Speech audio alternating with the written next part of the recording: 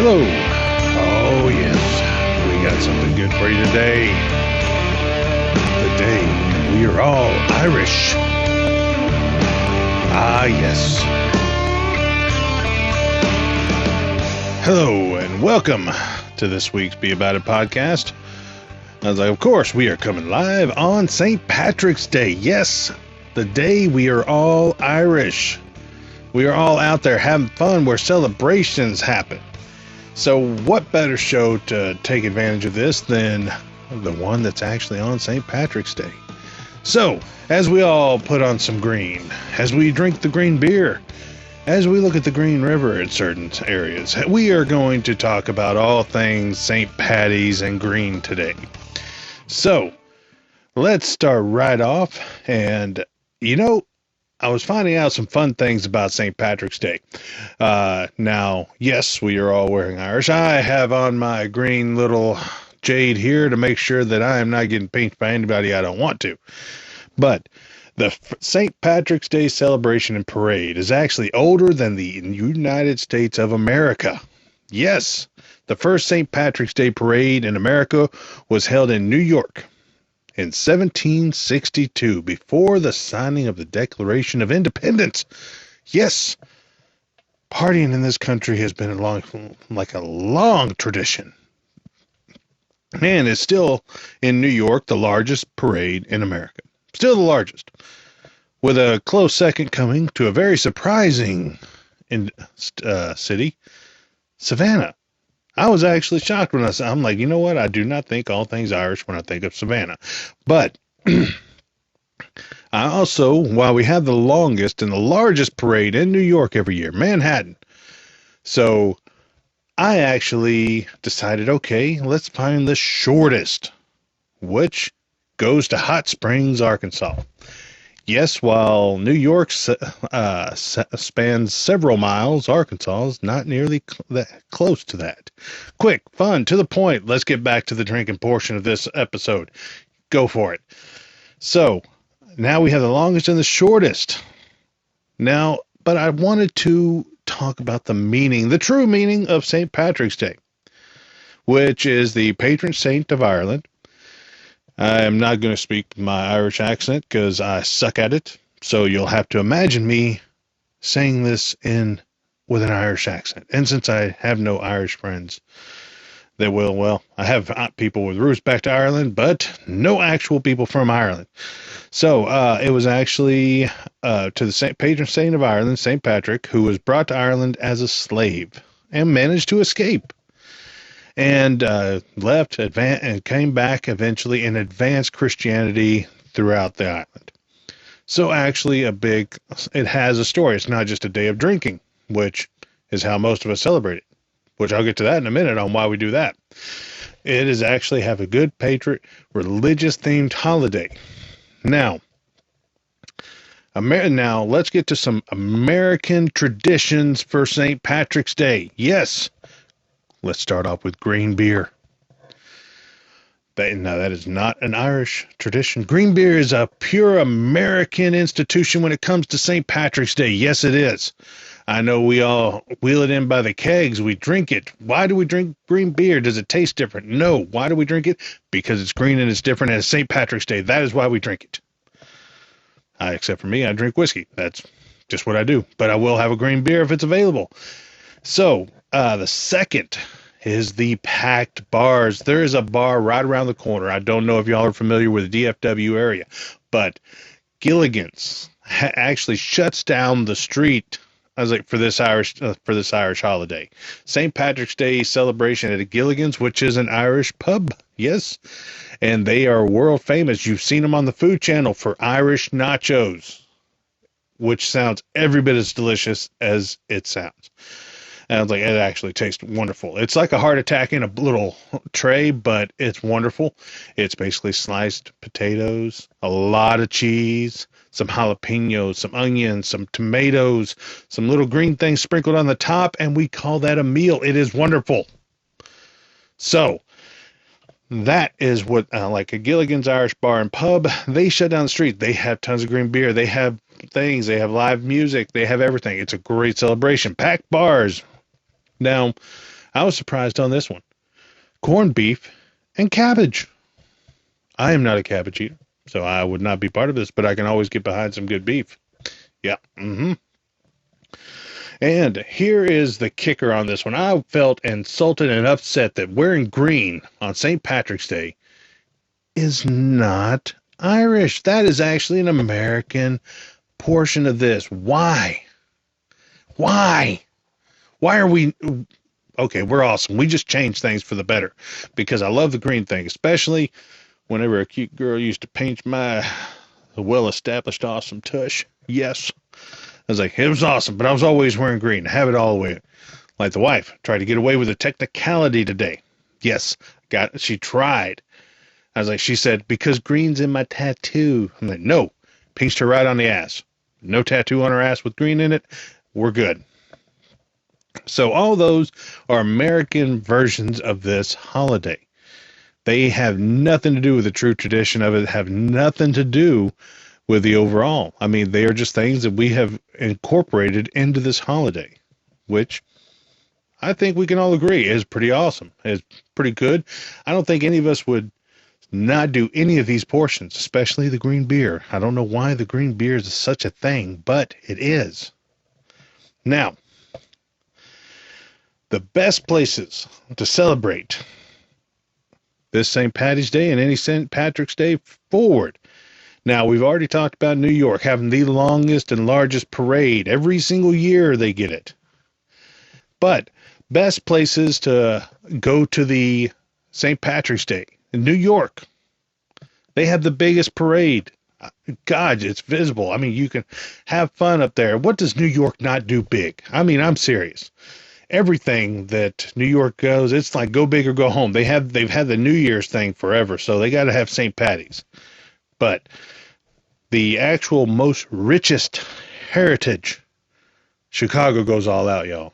Okay, they actually, I know y'all have heard, they dye the river green. And they have one of the best parades, not the biggest, but one of the best parades because it is a rich heritage of Irish in Chicago. Now, we actually have a list of the top 5 Irish states in the Union. And I'm going to get to that in a little bit, though. But Chicago, I mean, they really embrace this. They dye the entire green. I know we've all seen the photos of the river, which looks like something I wouldn't swim in.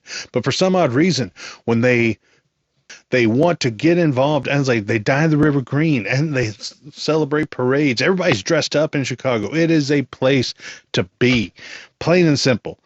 They go all out, so you got to appreciate that. Now, you got to choose which lesser of two evils, which one you want to go to. Do you want to go to the parade, which would be New York? Or do you want to just where a whole city stops and celebrates this? I personally would go to Chicago myself. I want to go where, A, the pizza is awesome, but 2, everybody and everywhere you go is going to shut down and have some fun with this. So that would be my main thing to go to. But New York can't lose. If you want to see an awesome parade, if parade is your thing, New York is your place. So you got your top 2 places to go. Now, as we talked, Savannah, Georgia, number 2. Still shocked about that. Cannot believe it. But if you want to be short, sweet, and to the point, go with Hot Springs, Arkansas. Now, I actually decided to dig a little deeper into this and go with a St. Patrick's Day International. Where else celebrates St. Patrick's Day? And I found the spot. Y'all. And it is South America, in Buenos Aires, Argentina. I did not stutter. You did not hear me incorrectly. But Argentina has one of the largest Irish populations outside of Ireland. I was actually shocked to hear this.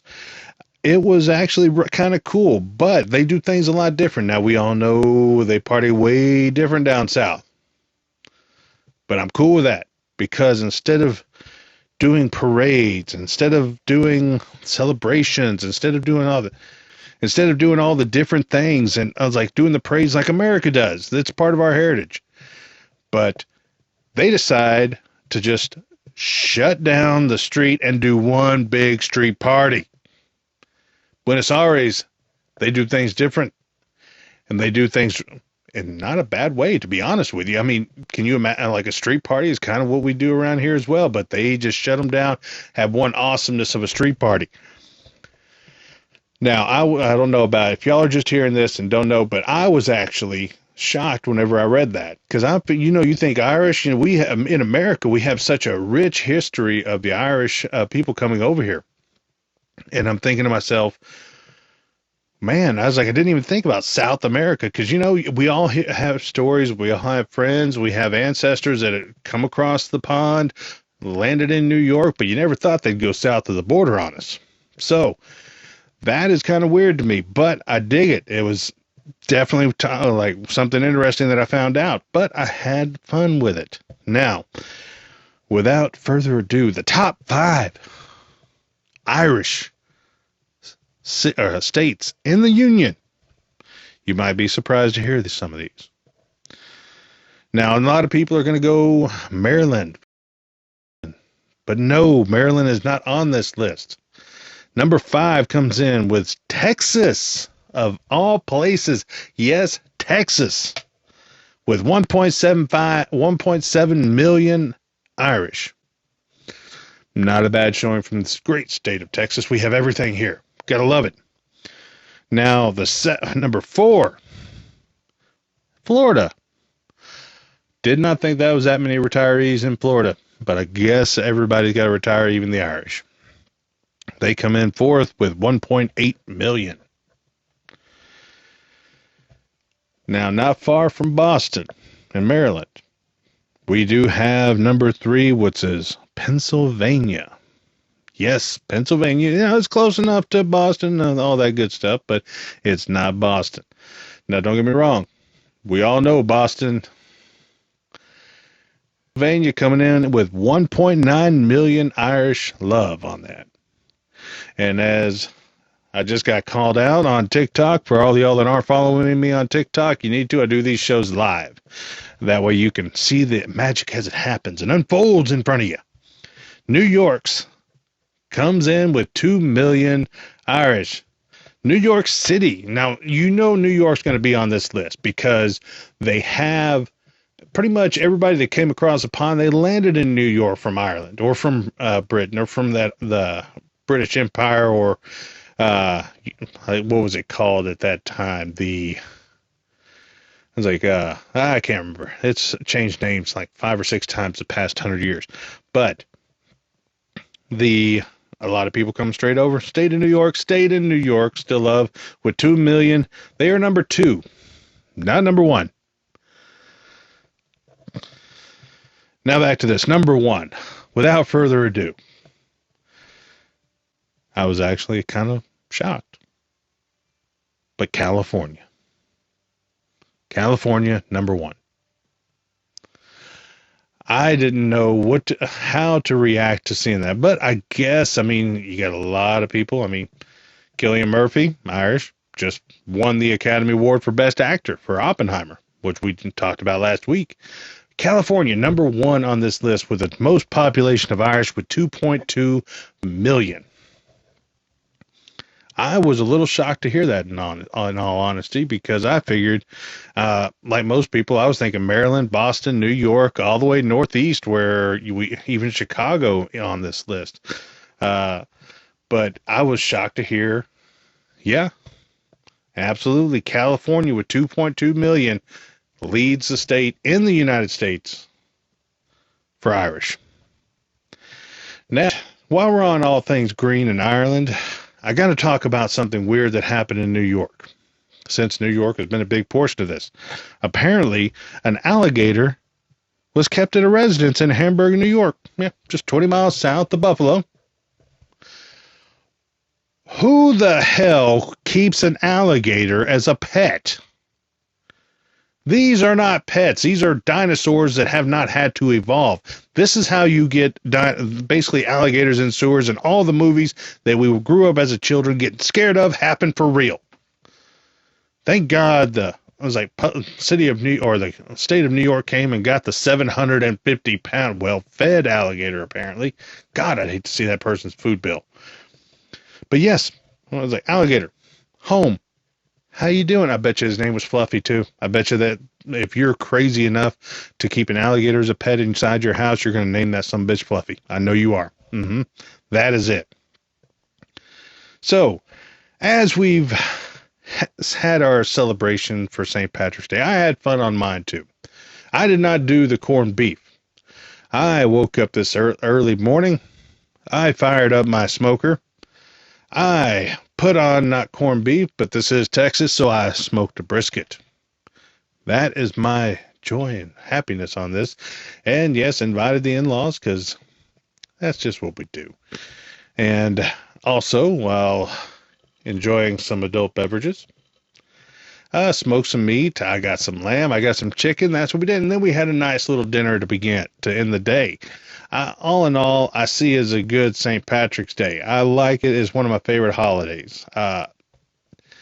Now, call it what it is. If you want to be a traditionalist in what it was, or be a realist in what it is, at least St. Patrick's Day is still happening. So I believe, enjoy it, have fun. And by the way, bars are going to have extra green beer tomorrow. So go out there. Ask for the green beer. They'll probably be running 50% off or buy one, get one free. See if they're going to be jumping on this. Enjoy your green beer. Tastes like real beer, regular beer, only green. Why don't we have green beer during Christmas? Call it the Grinch. Because it's not St. Patrick's Day, and that's a St. Patrick's Day tradition here. So, going to take a little break. I might come back. I might not. I'll probably come back because I want to talk a little bit about real winner of the first week of free agency. And everybody knows it. They're making the big thing. So we're going to talk a little sports to wrap up this day. Hold on 1 second. I'll be right back with it.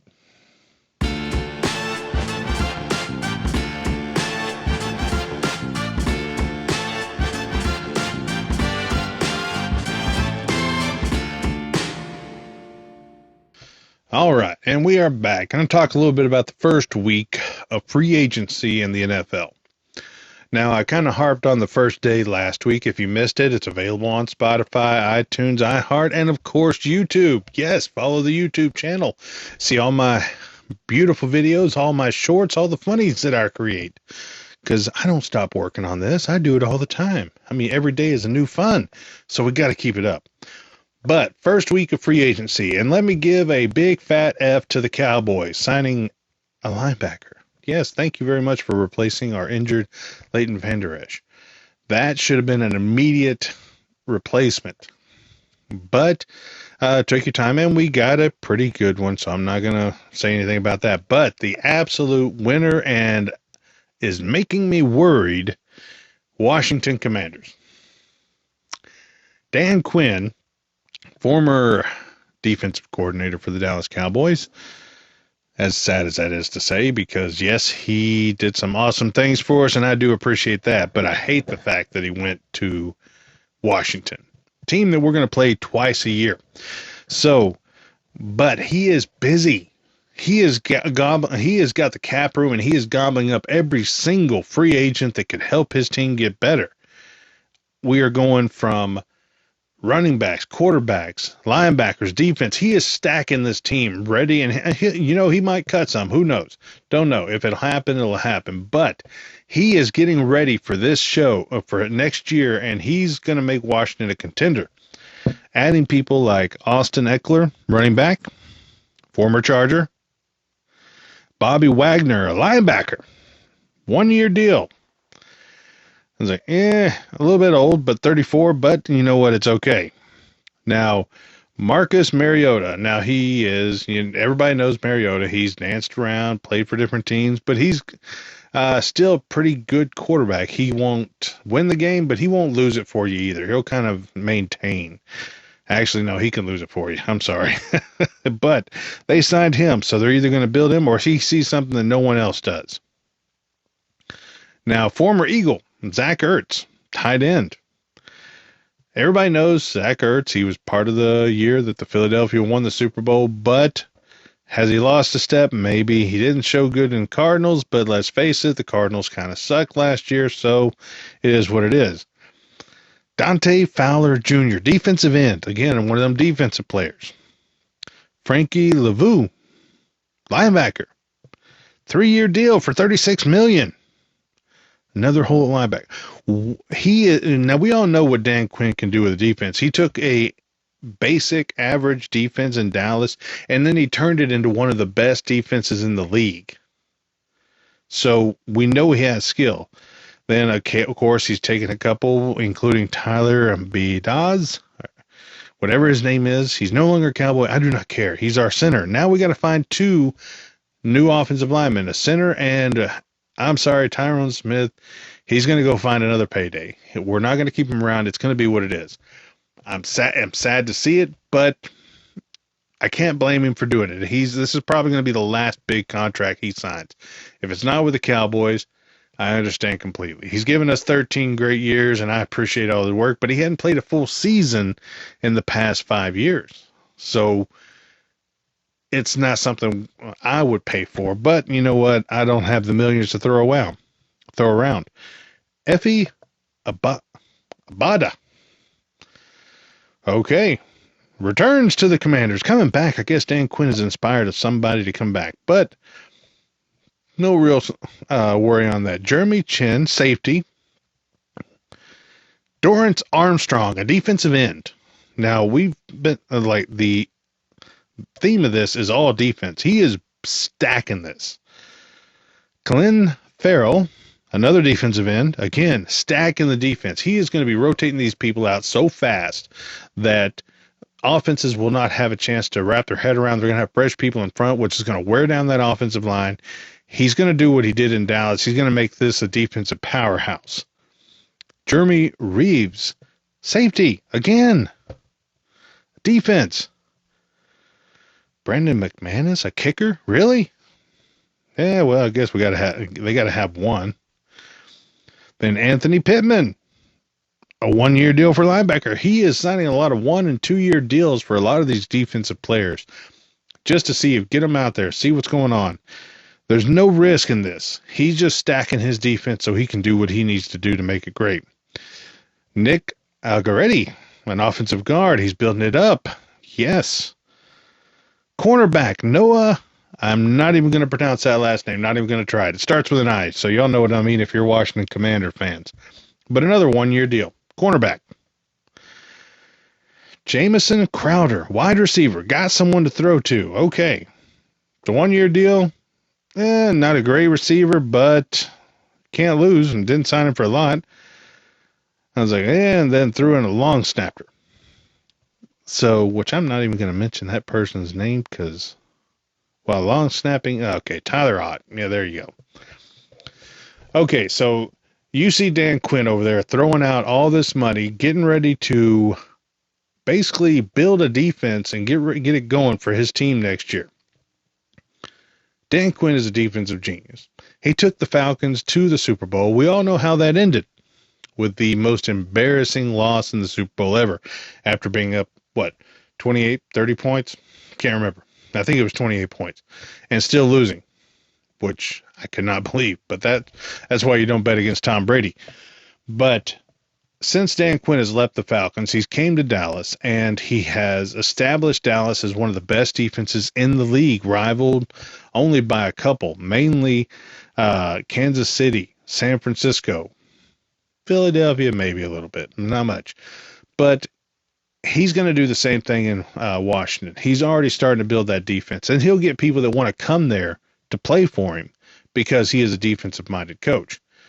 Now, he has a good understanding for the game overall, but he is a defensive-minded coach that will get that defense on track. And being a Cowboy fan that I am seriously worried, and especially since the Cowboys are literally non-existent almost in free agency.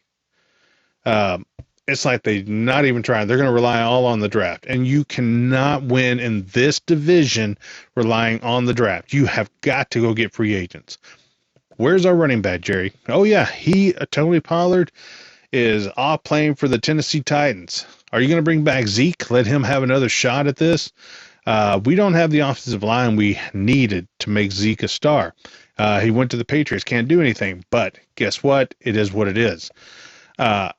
Would I like Zeke back in a third down situation? Absolutely. Bring Zeke back as a third down back. I will support that 100%. He would be a great third down back. But you have other teams in this division. The Giants making moves. You have Philadelphia going out and get Saquon Barkley, dominant running back. He's good for over 1,000 yards, especially if you put him in the Eagles offense. He might get close to 1,500 to 1,600 yards next year because he will not have to be the focal point of that offense. They'll be able to pass, run, Jalen Hurts will run. That offense is one of the more dangerous ones right now. That is scary enough. But everybody seems to be making moves in the NFC East except for the Cowboys. I don't know if Jerry's got this overinflated ego, and now or Mike McCarthy is just, I'm going to let this be, but you have got to go out and get some free agents. We need 2 offensive line. We need a tackle, and we need a center. We just picked up a linebacker. That'll help a little bit, but what's going to happen? Are we going to sign Gilmore again? Or are we going to let him go? Which, personally, I would say sign him. He was a solid player, solid corner. Why let him go to another team where he's going to be solid? Let's let him stay here where he can be solid for us and we can keep on doing what we got. Now, of course, we do have Mike Zimmerman now. Welcome back, Mike. It's been a while. Hope you enjoyed Minnesota. But time to get back to work in Dallas. But we know Mike Zimmerman does have skills in the football defensive talent. Can he do what Dan Quinn did on a successful note over and over again? I am not certain because this defense was good under Mike Zimmerman. It was not as good as Dan Quinn had it. Now, you cannot judge the seasons. Well, you can judge them by that last game, which Green Bay decided they just wanted to stomp our ass. And our defense didn't even show up until it was too late.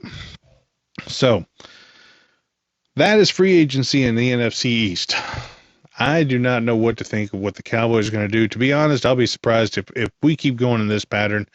We're probably going to be second or third in the division, miss the playoffs, is what it is. Because, well, we might make it on a wild card. I was like, number 7th, 6th. But if we don't start picking up the pieces and adding some talent to this roster, Cowboys are not going to happen. But I guess we'll wait and see. That's going to be neither here nor there. So we will find out the fun parts of the football happening. But with that note, all good things must come to an end, and so should this show. Hope you have enjoyed the St. Patrick's Day edition. Hope you had fun. Hope you were safe. Hope everybody gets home safe. And if you were still out, well, by this time you should be home. Hope everybody had fun on St. Patrick's Day. Enjoy. We will see you again next week. Till then, I'll keep talking about it. Y'all be about it.